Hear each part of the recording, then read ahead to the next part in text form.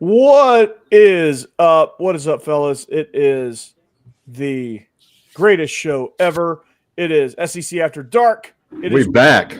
We are back after it felt like a sabbatical, but we weren't really gone that long. But nonetheless, welcome in. It is a skeleton crew. Jeb is out and don't know about Hammer, if he's going to make his way and meander his way in here. Not sure if he's at a bachelor party at Lake Havasu or filming the next Girls Gone Wild. I don't know. But I guess he's not with us. Jeb's not with us. So like Melik Leaky Maka. Something like that. It's a wise way.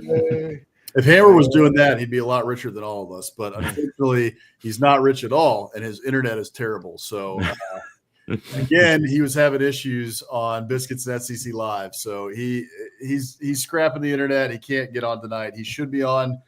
I think he should be on next week. He's moving to Colorado, so his internet should be back. Ah, nice. Is that your moving to Colorado? That's quite the move.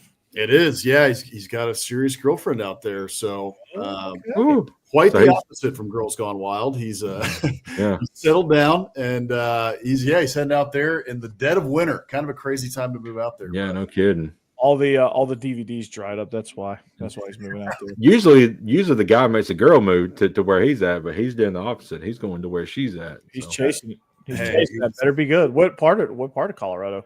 Fort Collins. So she's from Denver, and then she went to CSU up there in Fort Collins. So moving up to Fort Collins, he's got a remote job, so he can work from wherever. And he's talking though. He's already trying to talk about potentially bringing her back either to the SEC footprint somewhere or potentially to the East Coast. So Jake, you're on it. He's trying to pull her back to where he. I got you.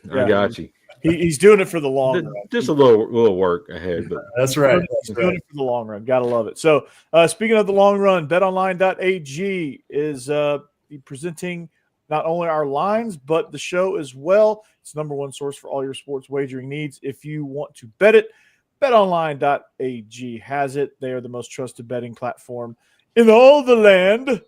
You can bet if you're a season fan, first time better. It's a game day companion. They have a large selection of odds and things from the NFL, college football. With little left of college football, there is the NBA, college hoops now is in full swing. NHL, UFC, it's all there, and they have you covered on everything. And you can do live bets and all that stuff. They have an online casino as well.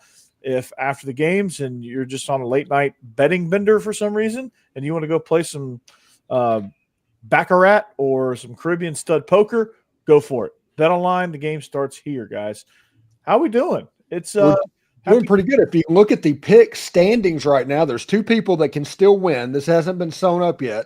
Two people that can win the overall because there's 3 games left, Cassidy or Jeb.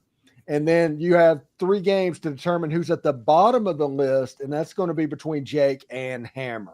So hey, there's still stuff going on.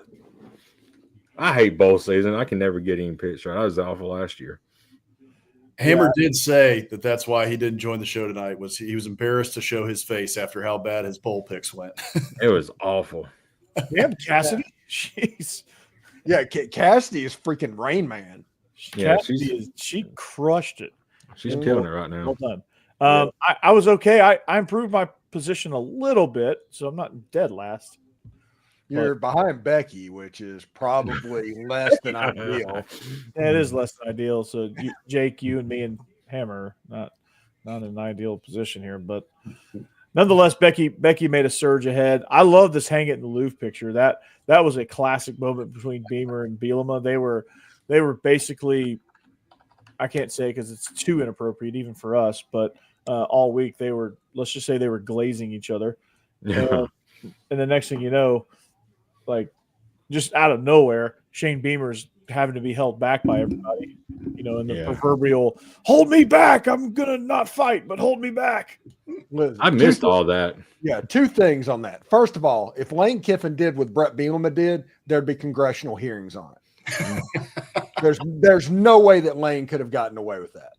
Second of all, is there a more emotionally fragile human being than Shane Beamer?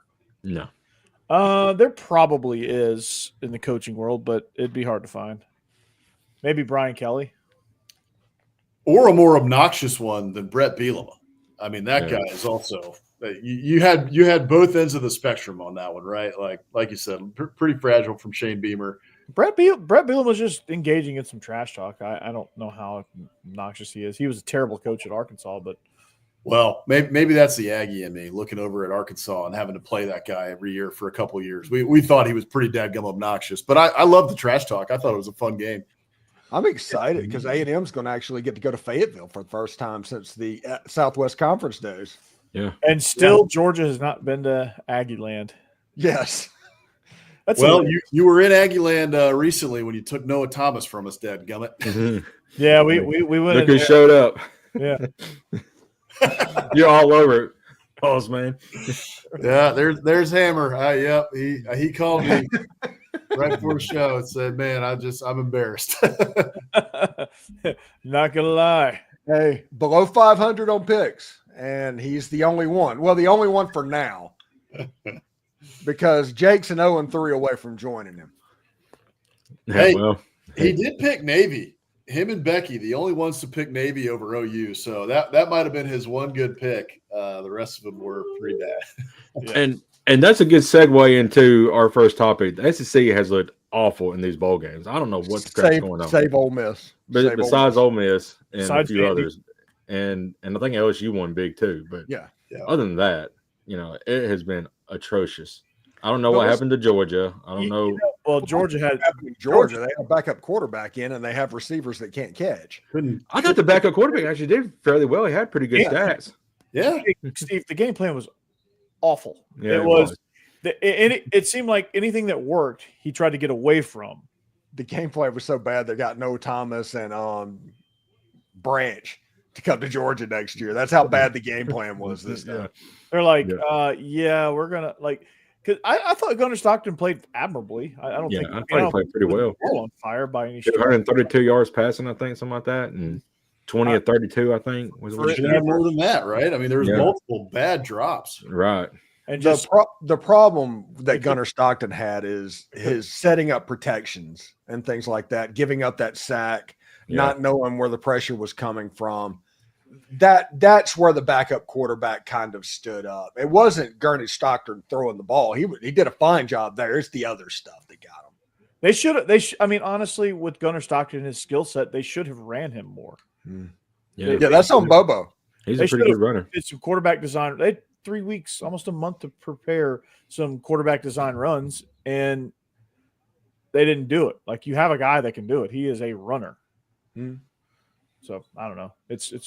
He's kind of like a better throwing version of Diego Pavia. Yeah. Hey, kind of wild too that all the teams that got buys lost. Right? Yeah, 0-4. It'll be interesting to see, right? Yeah, with the next couple years, and none of them really was. The number one team in the country got smoked. Yeah, it's because the structure of these playoffs is garbage. I agree. Yeah.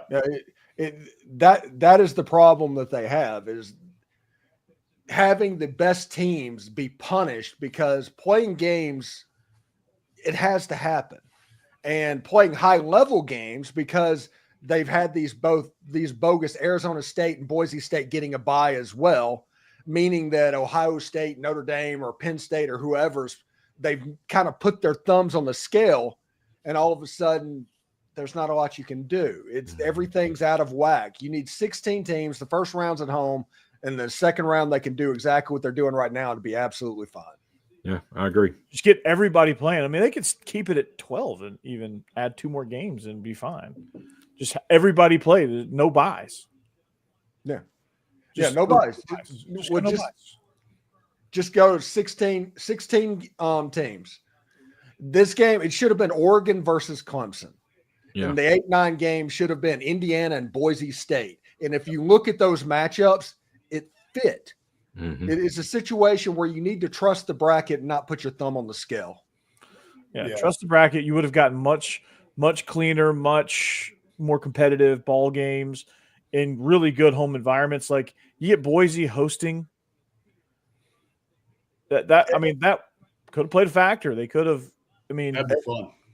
SMU going to Tennessee, because that's the way it would have been. They would have got smoked. They would have gotten smoked, but you would have had Tennessee going into the next round playing, because Tennessee playing Ohio State, that was a quarterfinal game. That shouldn't have been a first-round game. Yeah. Yeah. It's an example of them having their thumb on the scale. Yeah. Yep. I didn't like. I wanted that as like a quarterfinal or semifinal matchup. I got two questions. I wish Jeb was here because I'd love to ask him this, but I'll put this one out to the group. But one, what do you guys think about Tennessee soft Nico? I mean, hey, yeah, I mean, sure, but Nico going forward, I mean, I don't know. I'm just interested to hear what Tennessee fans' thoughts are, especially with like Squirrel White entering the transfer portal. I think there's a reason why some people entered the portal. Yeah. Right. I after watching that game, my stock on Nico, I'm selling all my shares. Yeah. Yeah. Hey, $8 million. How about that? Yeah. Great job on that one. I mean, that's what's going to be fascinating to me, just to quickly talk about like the NIL, right? Like, hey, $8 million to Nico. This is where it'll equalize. Like, exactly. You're not going to pay $8 million sight unseen. Right. Nope. Exactly. Like, and we're paying, hey, Mensa is a proven commodity, but who knows how he plays next year? We'll see. Right. Like, it just depends. But paying these players up front, I'm with you. And then, hey, Corey, my other question was, do you think that Georgia wins that game if Carson Beck is the starting quarterback? I don't know. Yeah. They have a better chance, but they couldn't run the ball. The whole thing about it is Beck could set up the protections. He could do all the extra stuff that a senior quarterback can do. And Notre Dame and Al Golden, they're good at doing things a little bit differently. So somebody that's never seen it before, it's going to give them trouble. And there was a couple of obvious protections that got set the wrong way, where they were sliding the wrong way, and they set up a bad situation on the left tackle, who, if they remember the Ole Miss game, that left tackle was getting eaten up in that game. So you need to protect them. So yeah, and Carson Beck was calling protections in the Ole Miss game. So I don't know that it would have gone much differently. It might have felt like they were in it more, but you wouldn't have had that 17 seconds at the end of the first half. Yeah. No, probably not. Where they just the sack fumble with the you that's probably avoid that, and it's probably still a close game. But when it comes down to it, Notre Dame just won the trenches, and they did.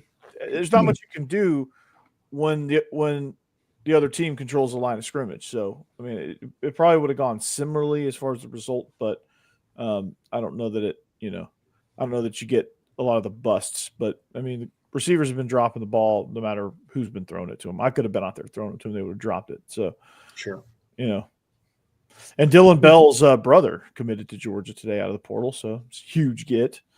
Couldn't hack it at Notre Dame, couldn't hack it at Vandy, so why not try Georgia, right? Yeah, it makes sense. Yeah, makes sense. Natural progression. Odd trajectory, yeah. Yeah.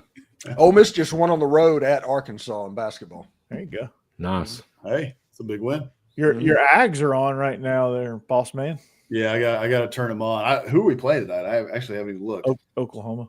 Alabama won on the road too tonight. No, y'all beat South Carolina. Well, yeah. I mean, Yeah, it's not good. I can South finally make Carolina and LSU is like the closest thing to an off night yeah. on the schedule. What about daggone Florida just absolutely destroying Tennessee? poor Tennessee said Golly. That's insane. Winning on the road this year Mhm. in the SEC is going to be just nuts. It is. it's going to be non-existent. This is No. this is the SEC has finally arrived to a point in basketball now where they've gotten to their football level where winning on the road is nearly impossible and everybody's good for the most part. Yeah. Boss man, we go to you guys Saturday, so on the road. So we'll see. That's going to be a really good game. Number 5 versus number 10. Yeah, that will be a fun game. I mean, A&M. Auburn's number 1. This has been the issue for Buzz Williams since he got to A&M. Is Buzz Williams was such a good program builder at every stop he was at, and then you got to A&M, and when he got to A&M, that's when the portal and NIL and everything blew up, and so he's had to recalibrate because he had 6, 7, 8 guys leaving the portal every single year. Hard to build a program like that. Finally, he's got some guys staying. We've got a couple guys who are who've been there a couple years. You got Wade Taylor, guys like that. So finally, he's got a team that is cohesive and it's been in his system for a while. So I'm interested to see how they do the rest of the way. But like you guys have talked about already, I mean, the SEC is stacked in basketball this year. It's crazy. And How I many don't want to go to ACC at the dark, but did you see the reason why the Miami Canes coach left? You know, Yeah. he would talking about, you know, he always had 8 to 10 guys leaving the portal every single year, and they was in the Final Four last year. Yeah. And he just got tired of it and just said, "I'm done." Yeah, so leaving like 3 weeks into a season. Yeah. That's how you handle that, obviously. That and the Well, yeah. Virginia coach, both Yeah. of them, my goodness. I don't agree how they left, but I Yeah. understand where they're coming from. Yeah, they should have left in March. Right. I mean, right after the season, you know. Mm-hmm. I'm with you. The one thing I'll say on the Virginia coach, we've got ties like we've talked about before to Charlottesville, and we've got a lot of friends who went to UVA, so they really follow that program closely. And Tony Bennett is beloved there. Obviously, I think that the reason he did that was to give one of his assistants a shot, but also to stick it to that AD. He does not like that AD there, and honestly, I'm on his side on that. Like normally, I wouldn't do it like that either, but I think the AD there is terrible. And so he was like, you know what? On my way out the door, here's a screw you. Yeah. Which, by the way, congratulations, boss man, for the second half. Whenever Texas showed up at Reed Green or the Reed Arena or whatever, just completely chewed them up. Mm-hmm. After the football game, you needed that basketball win. Yeah, we did. That one felt good to get a win by 20 over the Horns. And Texas wasn't ranked, but hey, I think they were 11-2 or something going into that game. Like they're not a bad basketball team. So to win by 20, they almost came back and got Auburn on Tuesday. Yeah, lost by 5, I think, something like that. Mm-hmm. Mississippi State fans are happy. They took care of Vandy. Mississippi State is like a dark horse national champion contender this year. They're good, dude. They're long. Yeah. They're aggressive. They can shoot. They can drive. They can do just about anything. That coach, Chris Jans, is like playing against them. It's like going to the dentist. Yeah. Every SEC team has a 10-win season right now, or a 10-win record. You know, they've won 10 games, I think, so far. It's insane. 13-2 now, and 13-2. I mean, it's crazy. Like Vandy was god awful last year. Alabama just beat Oklahoma. That was their first loss of the season. So it's crazy how good the SEC is. Yeah. The SEC basketball is pretty legit. It is. Pretty legit. I mean, 12 teams, potentially getting in as, right now. And it's insane. Yeah. On my podcast, I refer to it as a race to 8. Yeah. Every basketball team's just trying to get to that 8th win, because if you get 8 SEC wins, you're getting into the tournament. Pretty much. Mm-hmm. Yeah. Getting 8 wins this year is going to be tough. The SEC. That's the right way to put it. That's the reason winning that game against Arkansas was so big. Ole Miss 2-0 with LSU on Saturday. They have a chance at a 3-0 start to the SEC slate. Then you got Alabama coming up next Thursday. So. Yeah, 3-0 will be huge with Alabama coming in, because you just don't count on Tennessee, Alabama, Auburn, or Florida. You just don't count those games. Do the best you can. It's a free shot. Win the other ones. Right. Win the gimmies, which are few and far between. I got a football question here for you, Jake. I don't want to rip off a Band-Aid here, but go ahead. That was ugly against Michigan. And if DeBoer goes 9-3 again next year, right, or whatever, I heard Brandon Walker today say he thinks he's gone. Now that guy just talks, but right, what's kind of the state of the program? What are you feeling like there? And I know Jalen Milroe declared. I think that was probably the right move, but but he ain't going to go first round. So, but if he was going to come back, he was going to have to go to the portal. I feel like, but the only problem now is Keon Russell's coming in, but do you trust a true freshman quarterback to play in the SEC right off the bat? You got Todd Simpson, but he's an unproven commodity. So right now, you don't know who your quarterback's going to be to lead this team next year. And you messed around and didn't get anybody from the portal either, when you had some chances to get some good guys. Yeah. Do you think that kid from Washington's worth of salt that followed DeBoer? Maybe. He was third string behind Todd Simpson and Jalen Milroe. So, I don't know. He might have been fourth string behind Dylan Lonergan too. Of course, Lonergan's gone now, but we got 5 guys come back. Where did he go? Yeah, he went to Boston College. BC. Yeah. But we got Jeremy Bernard coming back. Deontay Lawson was huge coming back.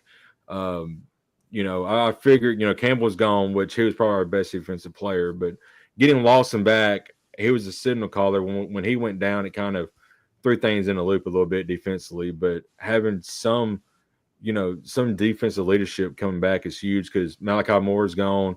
You do get Keon Sabb, who didn't play much of the year because he got hurt. He's coming back. Demonte Jackson's coming back. So you have some good players still on the team, but it's all offense. Are we going to get Ryan Grubb? Who knows? There's a lot of smoke on that right now. I think it's all just smoke and talk right now. I don't know where we're at in that, but I don't think Nick Sheridan is the guy at OC. And if he is next year, if we go in the season and he's still the OC, I mean, I'm saying that Kevin DeBoer could be the new Bill Curry, as Steve said. He is probably on the hot seat. Kalen DeBose is Ray Perkins. Ray Perkins, yeah. Yeah, the next one will be the Bill Curry. Yeah, so it could be. Kalen DeBose is the Ray Perkins before the Bill Curry after. I was trying to make it as confusing as possible. Yeah. But one thing that's interesting, and people are talking about it. What does Auburn have to do to save Hugh Freeze's job next year? They better win 8 games. No, they better win 9 games and potentially make the playoffs. Yeah, I don't think 8-4 would save his job next year. You think they win 9 games with Jackson Arnold though? No, I don't think they do either. What's their schedule look like? I don't know. It's reversed from this past year, pretty much. Right. You have Hugh Freeze still calling plays. He doesn't understand. He didn't. I don't know if he's going to magically understand this from last year to this year, but he had some guy named Jarquez Hunter who I don't know run for 1 million yards. How many times have we talked about that? And decided there was only one game. He's like, you know what? I'm going to unleash Jarquez Hunter, and I'm never going to do it again. But it's going to be against Kentucky. Yeah. I mean, they open up with Baylor at Baylor, so I mean, we'll find out a lot about that team quickly. Yeah. But he just doesn't. I don't know what he does to develop quarterbacks. Everyone says he's a quarterback guru, but I just don't see it. Well, they had Walker White left. Well, and basically every quarterback left. Yeah, because Hugh Freeze is Walker White went to Baylor, by the way. Yeah, and did you hear what he said? When he got there, I'll get some quarterback development. Yeah. It's like, I was like, ooh, that's awesome. Seriously, big. Oklahoma looks great right now. Hey, speaking of Oklahoma, Auburn, they have a 2-week stretch there at Oklahoma, at A&M. Boy, that's tough. And they have Georgia at home, and they have Alabama at home. Yep. So I mean, that's such an easy way to get to 8-4. They also host Missouri. Missouri's not going to be a joke. They're not going to be a joke, but I don't think they're going to be a. They got to go to Vandy though.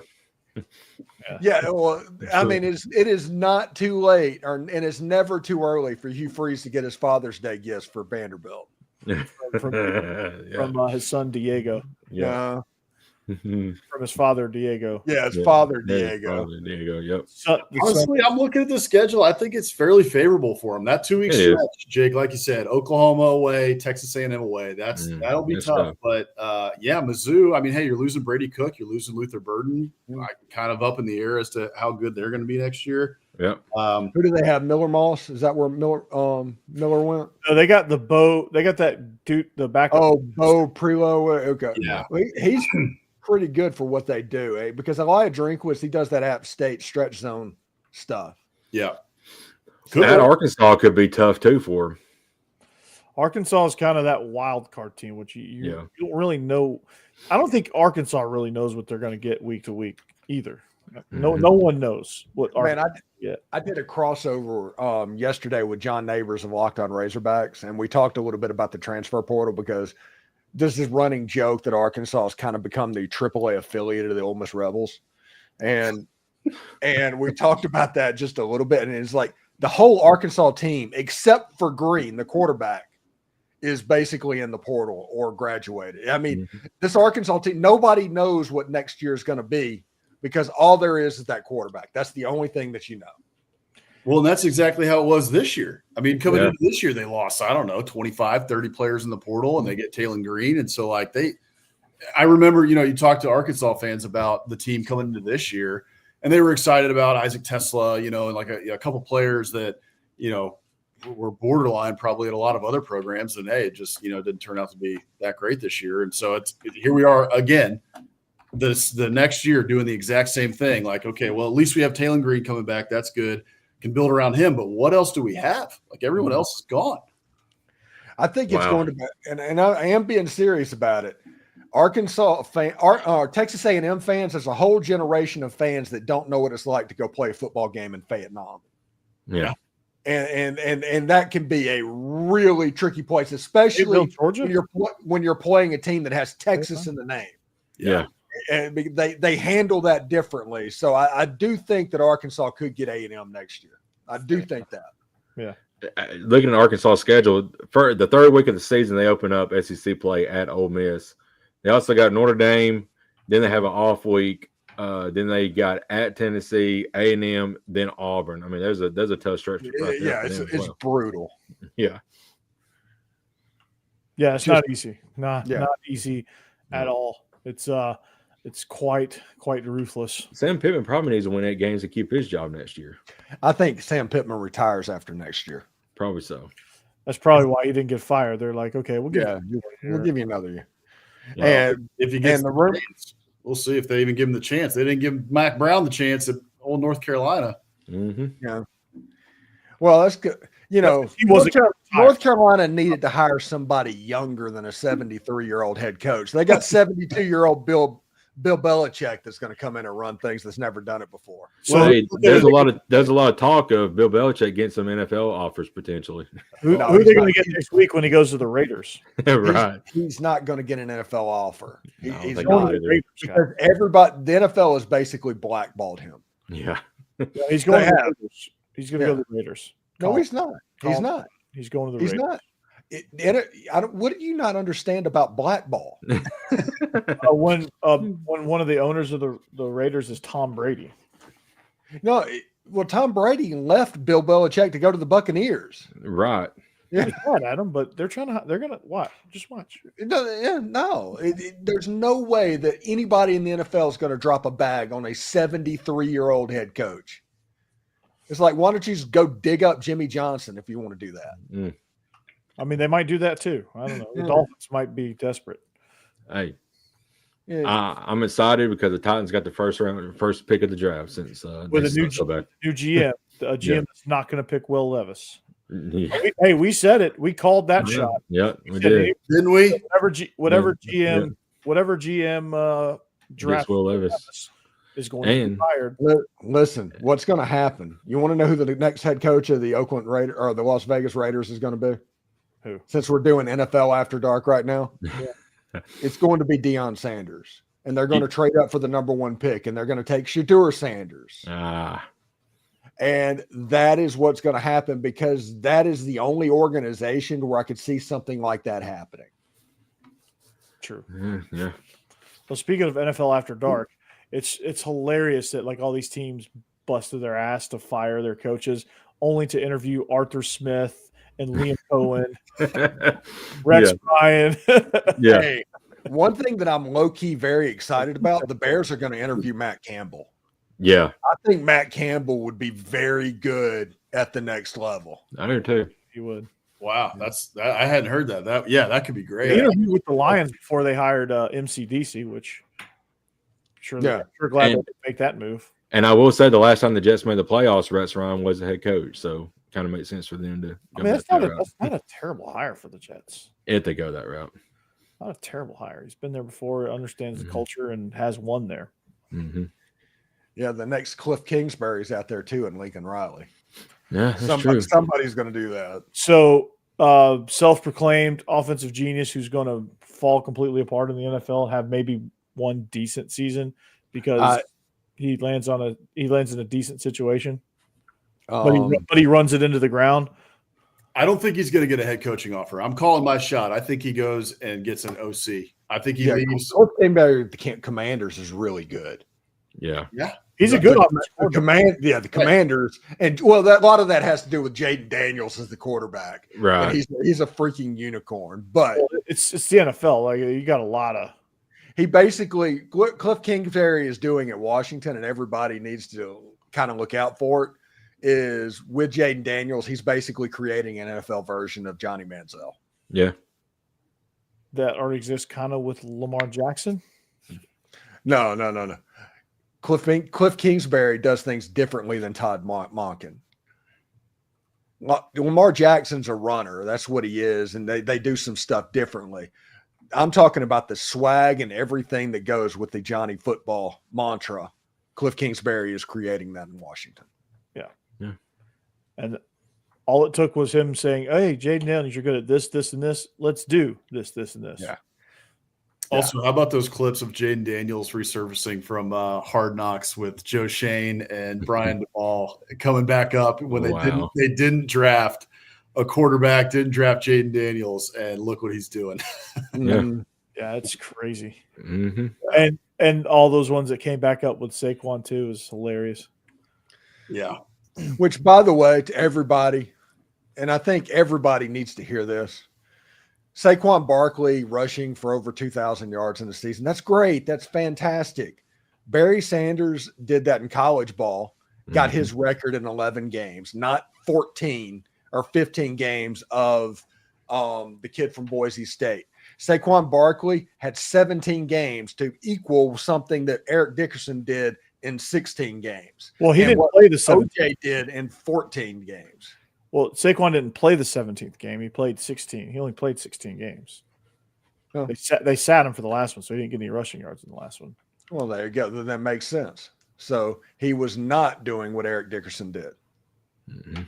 But he did have a backwards hurdle that was freaking sick. Oh, yeah. It was absolutely nuts. One of my favorite runs in the history of football, and it has nothing to do with Ole Miss or whatever. It was on Monday Night Football in like 1988, and I saw it, and it was Eric Metcalf with the Cleveland Browns doing a jump cut back-to-back, just going in different directions and going through. That is my favorite run of all time, and that's kind of what Saquon did with his reverse hurdle this year. Yeah. And just put on a Barry Sanders highlight reel in Detroit. Yeah. And he's having fun being off the Giants for sure. Yeah. And as a Falcons fan, I never thought I'd say this, but thank God I'm not a Giants fan. Yeah.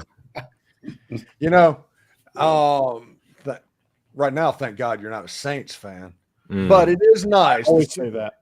You want a good news, bad news situation. The Saints blew the game against the Buccaneers, but then blowing the game against the Buccaneers cost the Falcons the playoffs. Yeah. So it's kind of a win some, lose some type deal. But at least you don't have Dennis Allen anymore.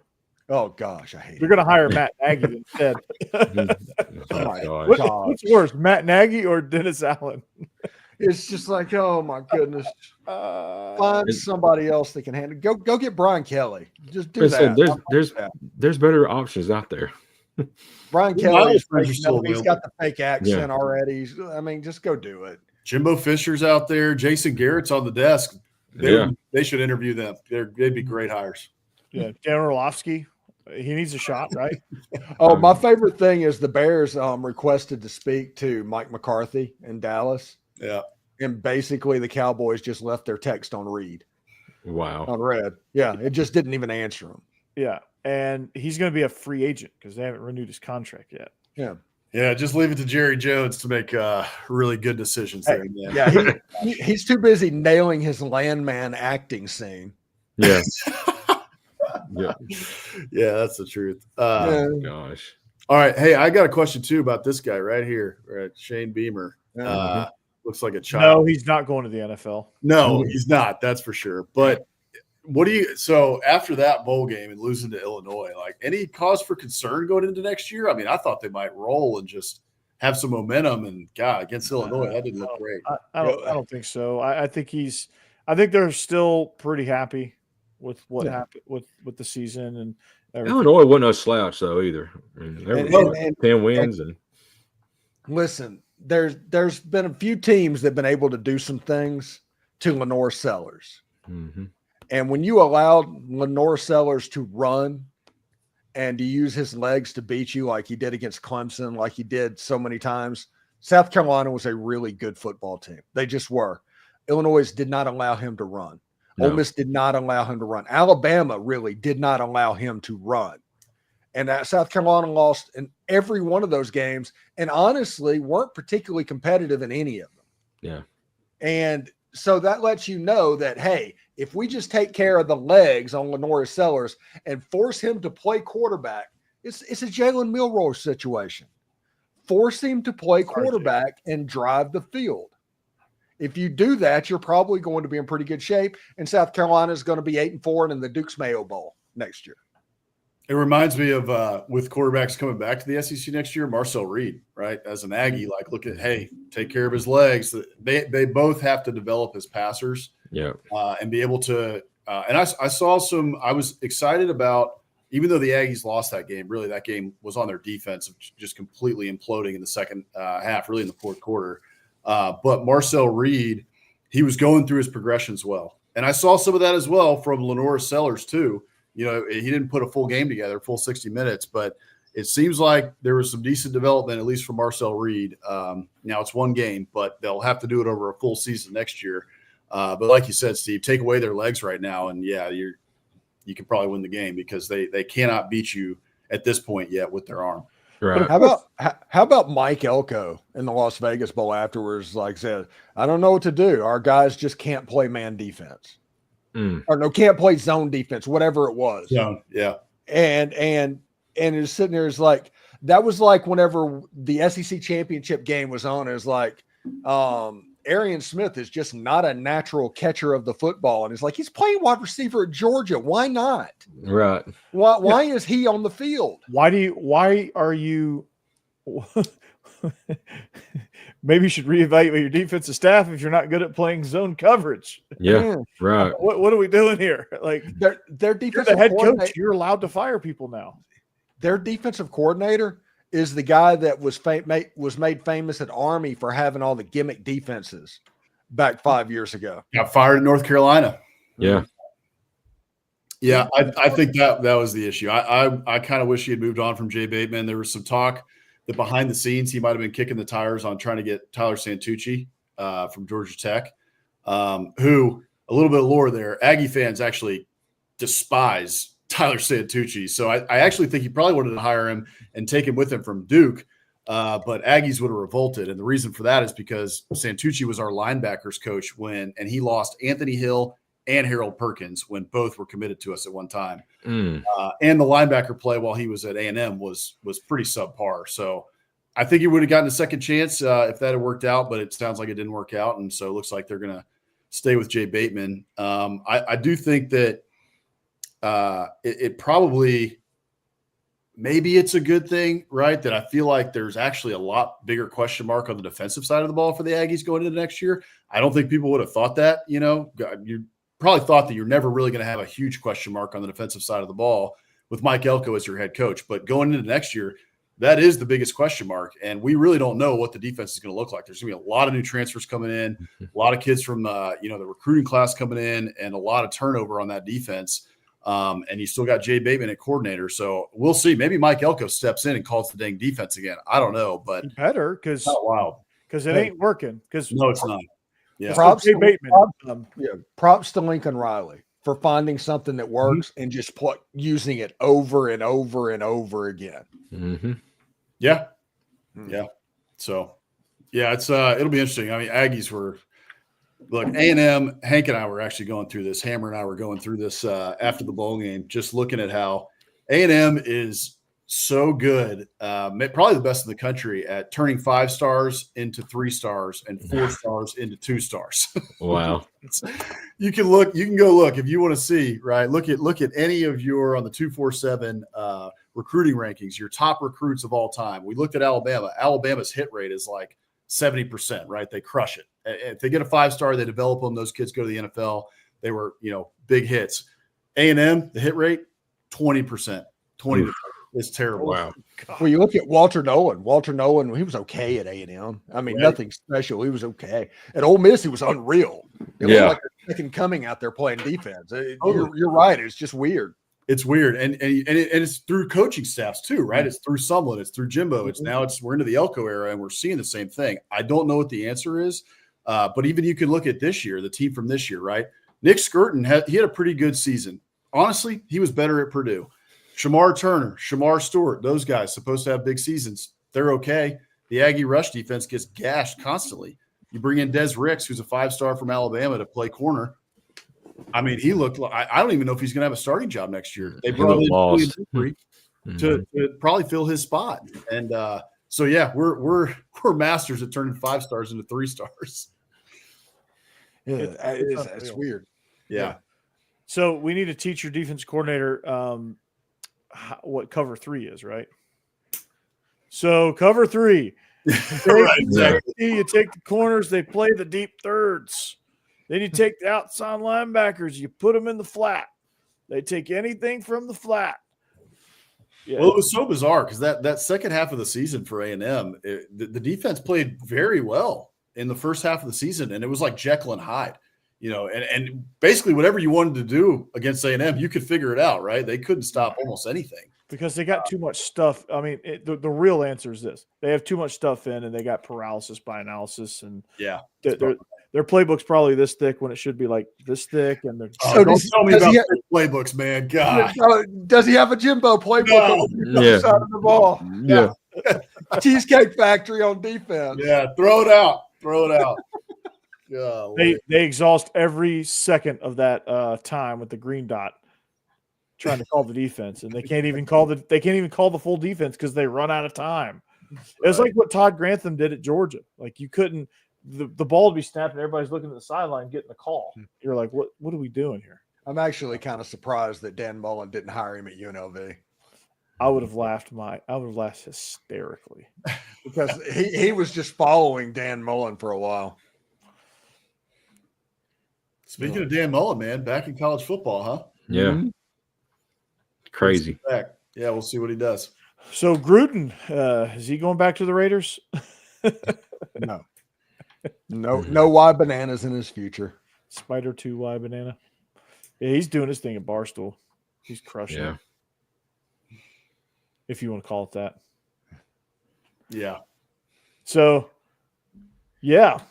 All right. So let's go to picks, sort of, and talk about the Texas-Ohio State game.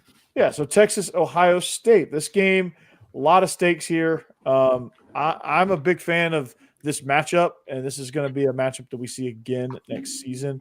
Ohio State, 6-point favorites over Texas. I think they heard us calling them soft. And they answered because it is unbelievable how they've responded. And this is a novel concept. I'm about to blow everybody's mind listening, all 228 of you on the listen and the 3 of you here on the show. If you play to your identity, you play well. I know it's I know. Just take a second. Let that digest. You play to your identity, and you play well. You know what though? Good job, Ohio State. You finally discovered that you have 3 NFL wide receivers, and you start featuring them, and you stop trying to out Michigan because you can't do that, and then you just started playing like Ohio State. You started being the aggressor. I have an interesting theory of what's going on. Everybody wants to talk about Ohio State because they have a great roster. And when Ohio State is clicking on their cylinders, there's nobody that can beat them. They will go through anybody that's in college football. But they have 2 losses. They should have more than that because Nebraska was so close to getting them this year as well. They try to play to their opponent instead of playing to their standard. Yeah. Ohio State has to play a game in Dallas on this week. That place is going to be 85% burnt orange. It's going to be loud. It's going to be hard for tackles to hear the signals if Texas forces Ohio State to go to a silent count.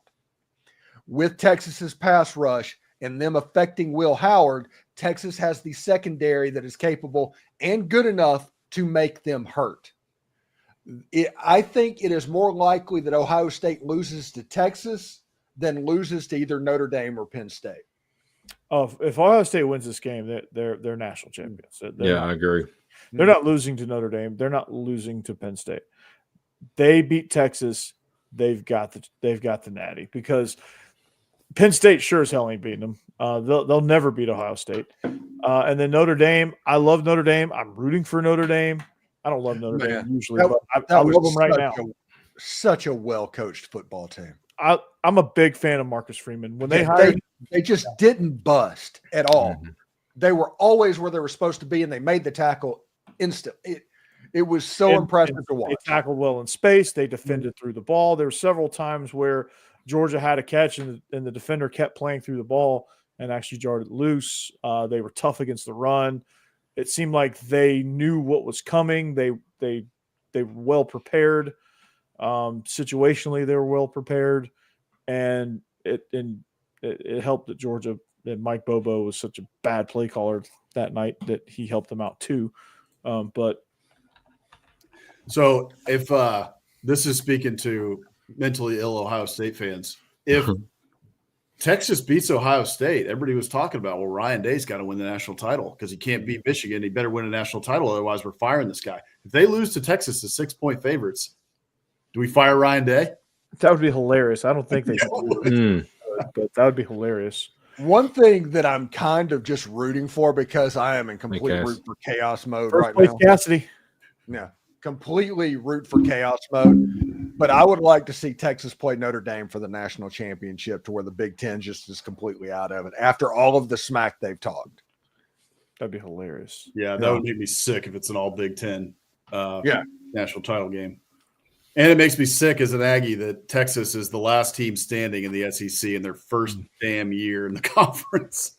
They went to the SEC championship game the first year, and now they have a chance to play in the national championship. What are we doing, SEC? They're on the verge of getting the best consolation prize of all time. Probably. Natty. Yeah, that's right. Hey, I'll add one caveat to what you said, Steven, because I think you're right. Obviously, it being in Texas, that this could be a home game for Texas, but they're calling for like 6 to 10 inches of snow in Dallas. And as a Texan who's grown up here and lived here, Texans can't drive in the damn rain. So they can't. If they can't drive in the rain, they're not driving in the snow. So it could be 80% Texas fans, but that might be 30,000 fans total. We'll see. I'll be interested to see how all those Ohio bastards will come down, and that's right. Exactly. Snow plow. They know how to drive. Those guys are like, snow. They had to travel all the way across country to Pasadena. Yeah, there is a limit on how much money you have. Yeah, there's so many times you can do this, especially with everybody assuming, like, oh, if we get past Texas, we're in the national championship game. Let's just go to that one. Yeah. But I think this is a game that Texas can get. They ended that game against Arizona State, which, by the way, Cam Scatterbo, best player in college football. Yep. Best player in college football. That was an awesome game. Yeah, it was. But the way that Texas closed out that game and the way that Quinn Ewers closed out that game was huge for what this week could be. Yeah, Quinn Ewers really kind of redeemed himself a little bit, because, I mean, he's had a tough year. Let's be honest with you. He's had a tough year, turned the ball over, but he's just come up in a bunch of clutch moments. He has way too.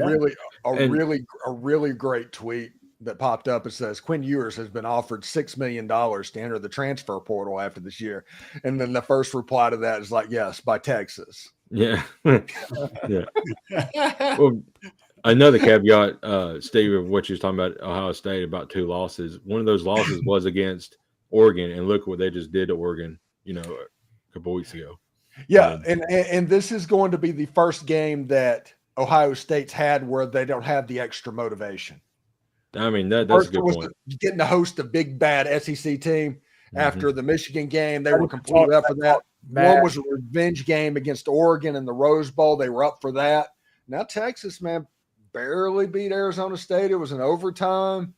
It's going to be a weird game to where you're in the hotel and there's snow coming down, and it's going to be crazy, but it's played in the domes. So it's going to be 72 degrees.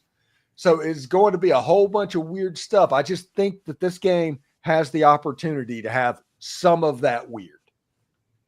I find it wild. Y'all are probably with me here. I mean, Ohio State, a 6-point favorite going into Arlington against Texas. Like, I was pretty surprised by that line, except for the fact that I guess two things made sense to me when I saw the line after I thought about it for a second. One is that, okay, Ohio State has been clicking on all cylinders. They look unbeatable right now. Mm-hmm. And then the second thing is, okay, we've been talking about this all year, right? Texas's offense just stalls at times. Mm-hmm. And they did that again against Arizona State, where they went 2.5 quarters or whatever, without a score. So I think that's kind of what's at play here, but I still was a little surprised to see Ohio State favored by 6.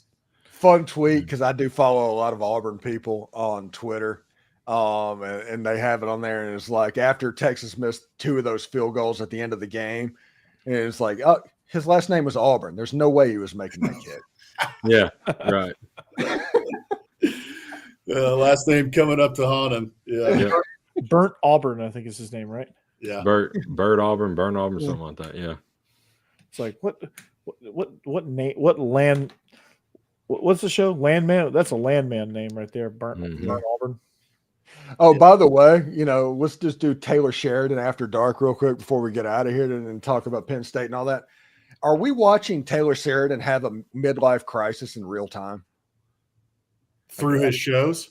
Through his shows, because in one character, like on Lioness, he plays like a special forces guy, the only person that they respect. And then he played the trick rider on Yellowstone. And he's in all of his shows playing just some kind of a weird, basically fantasy role for him. I think we are seeing in real time him have a midlife crisis. I mean, I could buy that. Yeah. Well, it's all the stress of having to do 100 shows at the exact same time and trying to pay off the 4 Sixes ranch. That's what's happening. Yeah, they're selling like spices and stuff, and I go in Publix and in there. Which, by the way, speaking of Publix, Ole Miss is in the Final Four for Jameis Winston's little brother. Interesting. Yeah. So you better have the crab legs ready at Publix. Is that what you're saying? There's no Publix in Oxford. Time to eat a W. Oh wow. Why would you do that? Why would Oxford do that? Are they too good for? There's no Publix in Mississippi. Really? Yeah. Dang, I didn't know that. Did Publix just say? Did they just say? Did Publix just say, "Yeah, we're just not going to go into Mississippi"? Yeah, that's pretty much what they said. Well, City Grocery better lock it down then. Yeah. So should be pretty interesting. Now, I do like the idea in this game of being able to take Texas as a home underdog, as a 6-point underdog. Yeah, I'm definitely all about that. And go ahead and picking this game. I think I am. I need to bring up exactly what my picks are. But Corey, you need to pick it as well. Yeah. No, you didn't. It's not on there. What? Yeah, I'm going to take the Texas Longhorns. I'm going to take the Texas Longhorns in this right game now with -6. Yeah, I'm taking. I'm gonna take Ohio State because I don't know why. I just have a gut feeling that it's gonna be one of those games where Texas just comes out and Ohio State's gonna take advantage of them when they do inevitably go flat. And so I'm taking the Buckeyes. For whatever reason, I think that this game is, for the first time, this is the Ole Miss Georgia game, to where Texas is going to come out and play like Texas. Texas. Everything's bigger in Texas. And Jeb's taking Ohio State. Becky said, gross, Ohio State. She's not going to pick Texas for anything. Because no, not anything. She would pick the Taliban. ISIS versus Texas. We're going to go with ISIS here. And root for them. Oh, man. We are actually going to I misspoke. I'm taking Ohio State. Cassie's picking Texas here. I should change my pick because Cassie's going with Texas. Maybe I should. Yeah.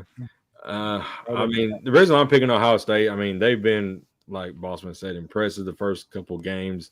And usually that's what happens, when you buy talent like they have and stockpiled it. Eventually, all that talent is going to show up on the field at one time, and it showed up here the last couple of weeks. So right now, I would say if they get past this, they are the national champions, but it's going to be tough. I mean, Texas is not going to lay down, and, they're going to play hard. All about Quinn Ewers, though. Which Quinn Ewers are we going to have in this game? The one that showed up late in that Arizona State game where he led the charge and won that game for him, or we're going to have the ones where he just goes flat for 2.5 quarters and just stalls. Because I don't think Arizona State had the guys to score when they went flat like Ohio State does. When Texas goes flat, Ohio State can score and score at will. Yeah, and if Texas needs to stop that one route, that like the 20-yard corner route that they're running against absolutely everybody right now. The 15-yard speed cut out. Yeah. Mm-hmm. Yeah. Hammer's going with Ohio State. I hate both of these teams with a burning passion, so I'm going to go out on a limb here and pick the Taliban. I'm not picking either one. I'm with Becky. I can't stand either one of these teams, honestly. Either one of these fan bases. Sorry, Texas fans. But Boss Man's taking a meteor. Yeah. That's right. Yeah, which is great too, because that would help my Cowboys out. We can take out Jerry Jones. I'm kind of let's just clean all of Arlington out. Jerry Jones is the reason why they're struggling.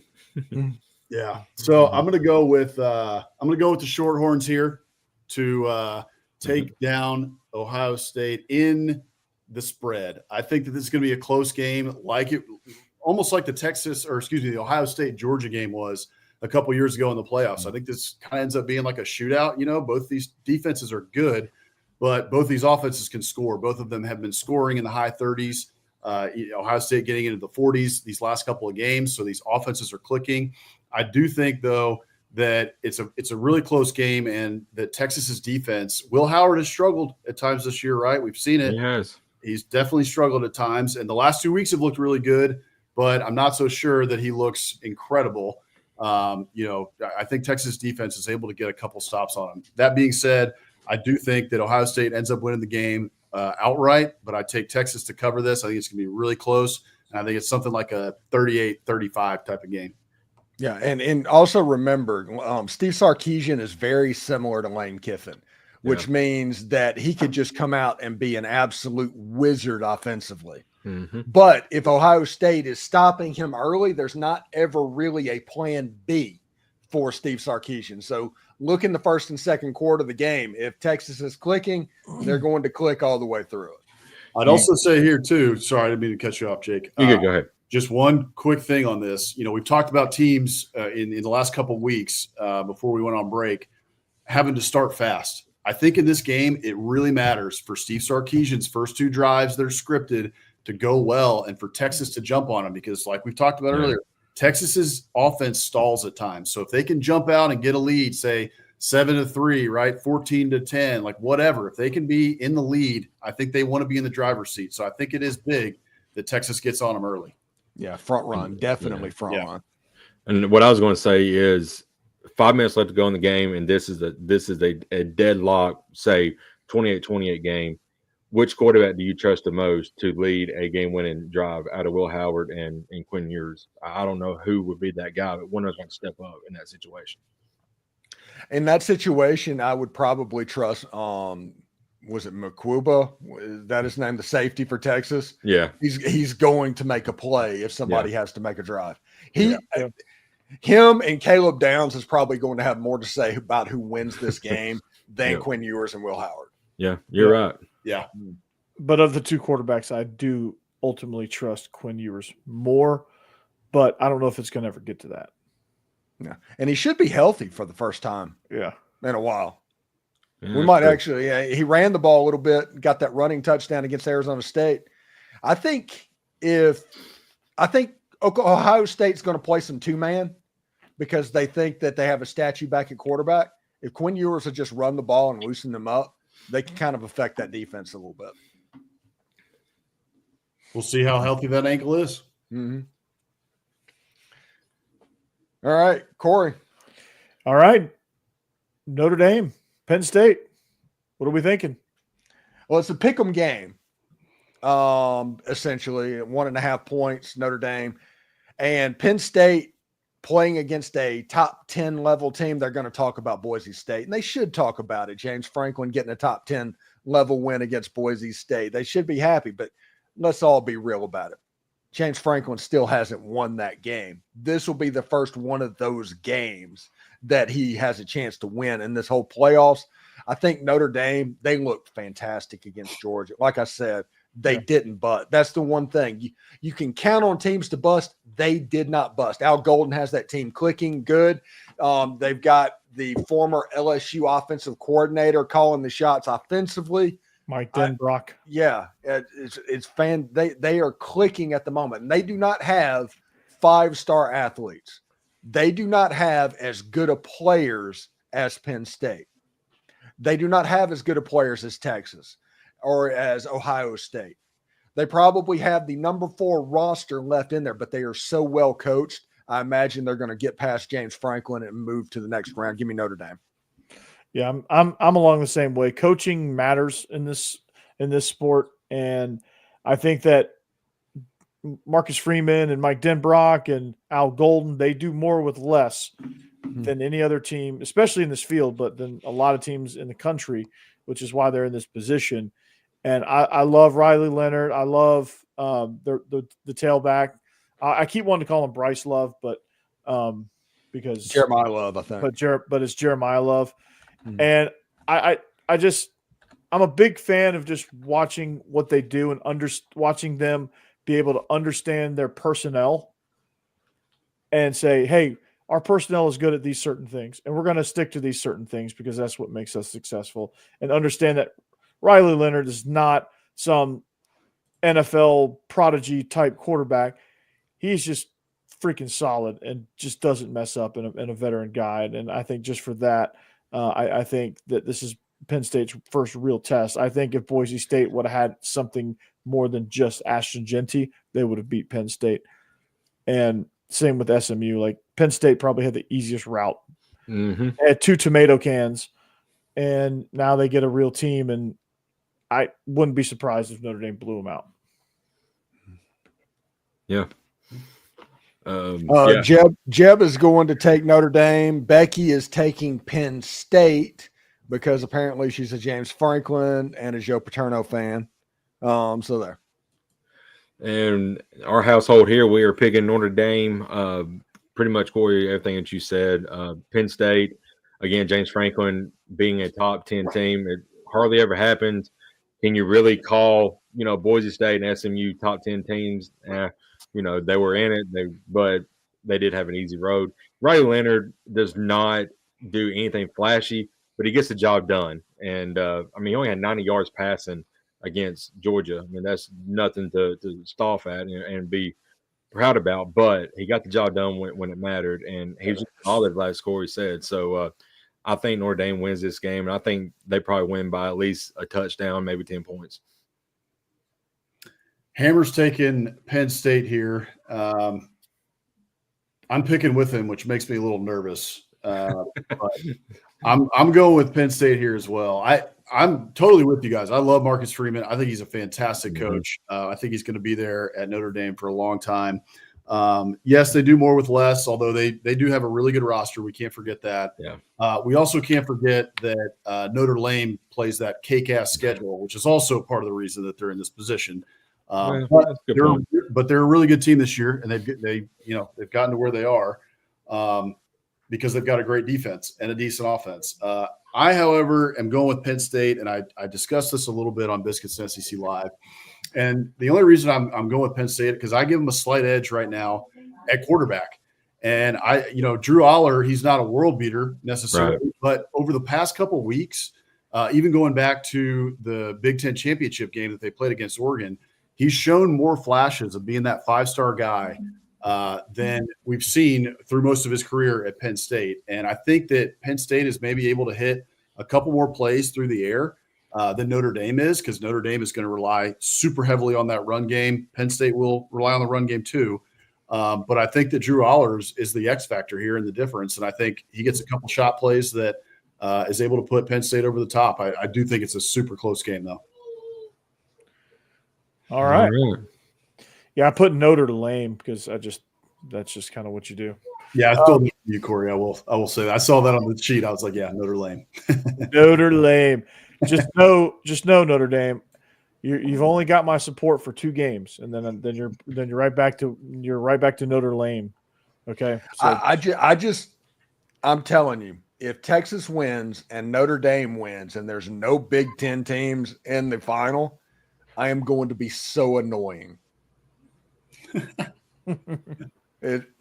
All of the army of Fox analysts talking about the ascendancy of the Big Ten. I am going to have so much fun at their expense. Yeah. I don't want to hear Joel Klatt talk about anything if that happens, but maybe this SEC privilege should go away because they're just not there anymore.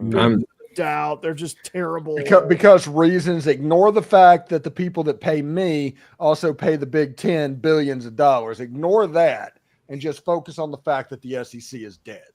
Right.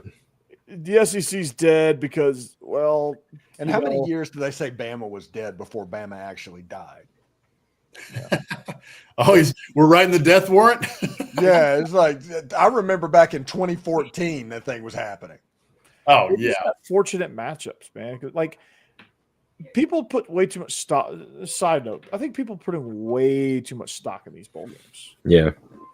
Oh, it's not okay. The ones that aren't playoff. If we want to be real, all of this is Ole Miss's fault. Ole Miss was potentially the best team in the SEC this year. They blew a couple of games and it did not get into the playoffs, and that again forced the order to be completely different. Yeah. Mm-hmm. It's a situation to where Ole Miss had probably the second best roster in college football and lost to freaking Kentucky. So, unforgivable, man. Yeah. Oh, that was bad. Yeah, so it's their fault. The SEC, if Ole Miss would have clicked like Alabama has for 20 years and gotten there at 12-0 or 11-1 into the playoff, this would look completely different. Right. Yep. Yeah, it would have been. Yeah, I don't get it. Like, okay, so in a citrus bowl that has really no implications, you're gonna pound your chest about Illinois beating South Carolina, who cares, right? Like, nobody cares about that game. Well, and it's not the SEC dying. It's not the ascendancy of the Big Ten. It's the death of the elite program. It's the death of what Alabama and Georgia used to be. That's actually what's happening. I mean, that's good for Ole Miss. Ole Miss should be celebrating that. Ole Miss is in the conversation because of that. So, but also Indiana's in the conversation because of that happening and all stuff like that. Illinois is good because of that. Indiana's good because of that. Yeah. You've got so many other teams in the SEC that are good because of that. You've got, Oregon. It was the number 1 seed in the playoff because of that. Arizona State and Cam Scatterbo, good now. And with the transfer portal and the 105 limit, and you're going to see a lot more parity moving forward. So the transfer portal NIL era is going to even a lot of things out. So you can't really say there's no such thing as conference supremacy. So, I can't count the number of arguments that I had online with Stacey Blackwood about this very subject and this very thing happening. We've been arguing about this for 2 years. Yeah. Now that it's finally happening, it's just Texas A&M, by the way, 8-4 because of all this. Yeah, Still Texas 8-4. Yeah, Texas 8-4. Texas 8-4, and Georgia not going to College Station. Yep. You can set your clock by it. That's right. Jeez, man. That's Texas. It's crazy, but like anybody can beat anybody, and it's fun. I think it's a lot of fun, honestly. Yeah, it's ultimately good for college football, but people want to take whatever's happening and mold it into whatever argument they want to have. But if it's the only, I'll tell you what it's not good for. If you're one of those old school college football fans that like grows up with your roster and lives and dies with your roster and all that stuff, like don't get attached. Don't get attached to these players. It's like a pro sports team. Don't get attached to them, and understand that they're probably, the bottom half of your roster is probably going to be gone for graduation, out of eligibility, which is becoming more and more of a myth. And I call it the mercenary era of college football. It's just exactly what it is. Money talks. You're gonna overturn half your roster every single year. It just is what it is. That's just what it is. And for people like me, though, it's fantastic. I'm going to make thousands of dollars because of that. Yeah, and Right. so the key now for college football is getting coaches that can coach in those type scenarios. So simpler so it's going to get back to a philosophy of simpler is better, because you need things that players can pick up on quickly. Well, before we get out of here, I've got something for you. You're right. I think that quarterbacks in the transfer portal age, whenever you have a one and done quarterback, it forces you to be too simple with what you're doing, and that causes everything to struggle. Year 2 transfer portal quarterbacks, they take a massive jump. Jackson Dart was not the year 1 Jackson Dart that was the year 2 Jackson Dart. And I think it's because that in year 2, you can get a little bit more complicated. Yeah, you can build. Mm-hmm. And that's with quarterbacks, you need at least 2 good years and you'll be good. They didn't work out for Auburn this year with Peyton Thorne, though. Well, Peyton Thorne was never good, and it was never No. I think Peyton Thorne was fine. I think Hugh Freeze is garbage. Well, I mean, Peyton Thorne. there's that too. I think that's also why you can write off quarterbacks that transfer like more than twice, right? Like Malachi Wilson now at UTEP. I mean, What you said UTEP. Sorry. Yeah. Sorry. Jaden Rashada transferring to 4 different schools he's been committed to. Like, I think that's also goes to that, right? Like, you need to stay in the system. Well, what's the quarterback that started out at LSU and has been to like 4 different programs? Walker Howard, and then the other one, TJ Finley. TJ Finley, yeah. He's now back at Tulane. Yeah, he's back at Tulane now. He's still got eligibility though. My gosh, eligibility is a myth. Yeah, COVID had to be COVID year, which this will be the last year of that, I believe. All right, Corey, 2 minutes. 2 minutes, toast spinny toast. All right, so welcome. No, not welcome. Thank you. Yeah. Thank you, and welcome to 2025. I wanted to say welcome because of this. We have a new era upon us. Ooh. So we've been talking about it, but we have this. So this is going to be kind of an offshoot show that any number of us can get involved in. It is literally about nothing and about everything at the same time. So it's like Seinfeld. It's exactly what it is. It's the Seinfeld of sports podcasting, and it's going to know no bounds, and it's going to be, and it's going to be, the frequency of it's going to be random. The topic is going to be random. It's going to live up to its name. It's going to be off the rails. So that's going to be a new show. I'm not sure when it's going to debut. That's part of the allure.